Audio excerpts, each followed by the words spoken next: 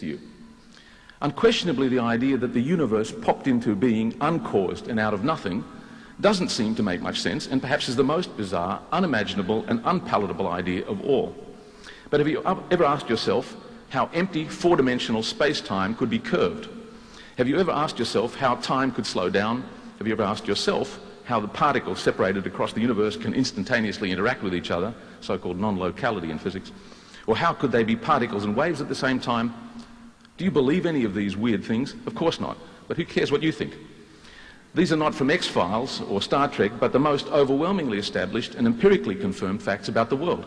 From physics, of course, and verified in recent times. Even the non-locality, which Einstein rejected, so-called spooky action at a distance, as he called it, he refused to accept it, though it has been experimentally verified. Quantum physics is so weird that Richard Feynman joked that he says nobody understands quantum physics, even though it's our most successful scientific theory. What he meant was that you simply can't imagine how the world could possibly be the way it is. But it is. And his advice is that you should stop trying to imagine how it could be so and just do the mathematics. So I have to concede that Dr. Craig's position has great appeal precisely because we all share his intuitions. Like Dr. Craig, or the scientists themselves for that matter, I can't imagine what on earth it actually means to say there was a beginning and there was no space or time before, because space and time themselves come into being at the initial cosmological singularity. As Dr. Craig has noted, such a conclusion is profoundly disturbing for anyone who ponders it. But as Dr. Craig points out, that's what our cosmology tells us with overwhelming evidence.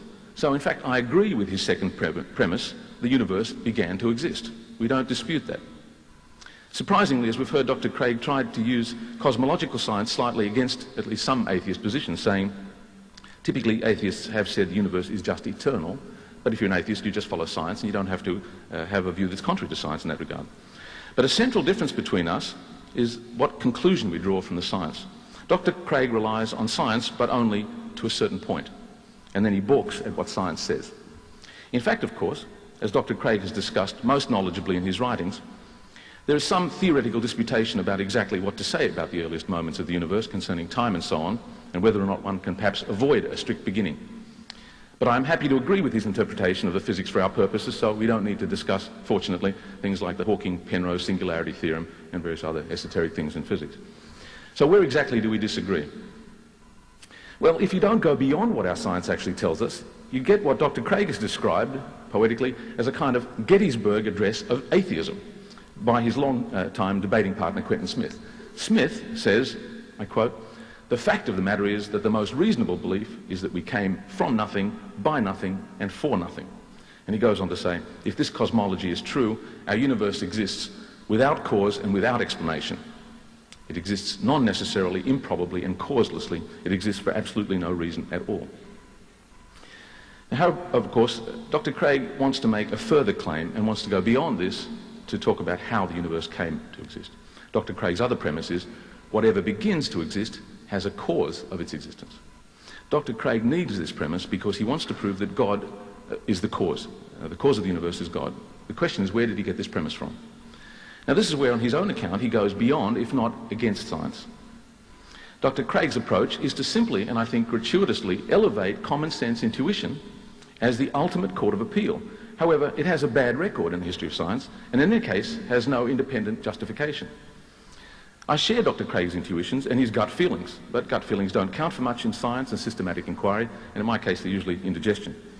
Dr. Craig is admirably explicit about his views here. I'll quote from what he says. He says, in relation to this question of where the second premise comes from, he says, "I'm not going to give a lengthy defense of the point that the beginning of the universe must have been caused." He says, "I do not think I need to, for probably no one in his right mind sincerely believes that the universe could pop into existence uncaused out of nothing," end of quote. Well, yes, but Dr. Craig has been challenged on using a notion of cause to explain the origin of the universe, which cannot be the scientific one, because the scientific one can't be applied outside of space and time. Remember, as Dr. Craig agrees, there was no before the Big Bang, and so no cause in the scientifically meaningful sense. Dr. Craig actually concedes the point and says, and I quote, "If God's causing the universe cannot be analysed in terms of current philosophical definitions of causality, then so much the worse for those theories. These are the theories which give scientific legitimacy to the notion of cause. Well, what is the basis of Dr. Craig's alternative? Well, just one step back. When he says this, he gives the game away because he's admitting that there's no scientific justification for his concept of cause, and he says that's just bad luck.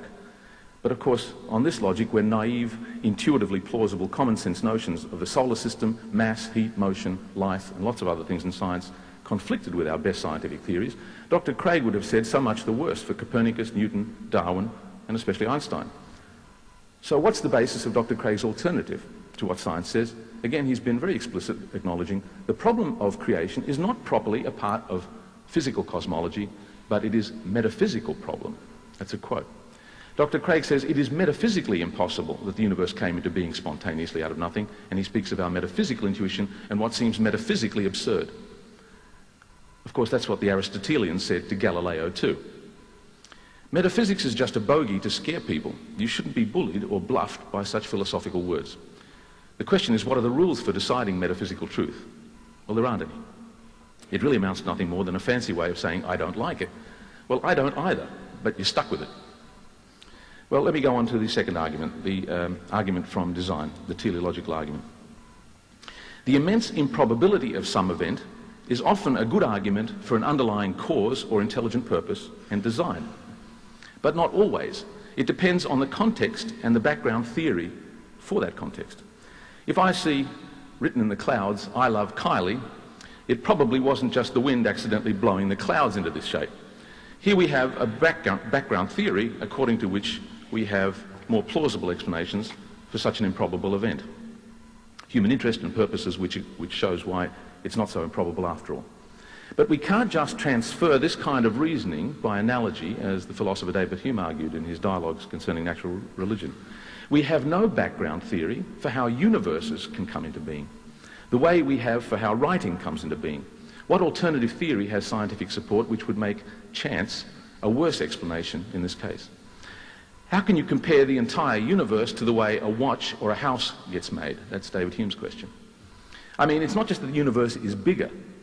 It's that you can't make analogies from the way things work within the world to the way the whole world works or comes into being. Much less can you take what Hume called this little agitation in our brain, our volition or our will, and ascribe it to the entire universe. What's special about the brain, says Hume? Why not pick a different organ, maybe like your kidney? The point is that you can't actually infer anything from the mere unlikelihood of an event. As Hume asked, how would things look if they were, in fact, an accident? A huge coincidence. If they were, well, they would look as though they weren't. That's the nature of coincidences. So unless you know something about the background, something else about the background, the mere fact of the improbability on its own, excuse me, the mere fact, oh, excuse me, it's okay, thank you. The mere fact of the improbability on its own doesn't tell you anything that is contrary to the possibilities of chance. There's a very compelling fallacy which I'd like to try to explain quickly in this kind of reasoning about improbabilities. Astronomically, extravagantly improbable things happen all the time by chance, and we don't seek alternative explanations. Consider a hand of 13 cards dealt in the game of bridge. It's not as many as the number of constants for making the world, which Dr. Craig pointed to, but the argument is exactly the same. If you got dealt a hand of all 13 cards which turned out to be in the same suit, say all spades, what would you think? Well, perhaps someone stacked the deck because the odds against such an amazing fluke are actually 1 chance in 635,000 million. You'd stop the game and you'd write to column 8 and tell them what an amazing coincidence you had. But let's say you're dealt the usual, ordinary, boring hand of mixed up cards. You don't accuse the dealer of cheating and call the Sydney Morning Herald every time you're dealt a hand. But actually, each hand you are dealt is just as improbable, 635,000 million to 1. They're all equally improbable, and you have to get dealt one of them. It's just that we don't find most of them very interesting. So what? No matter how many cards or physical constants, the outcome has to be one of these. They're equally unlikely as this one that we happen to be in. So the mere unlikelihood of this arrangement is not on its own enough to conclude. On its own, it's not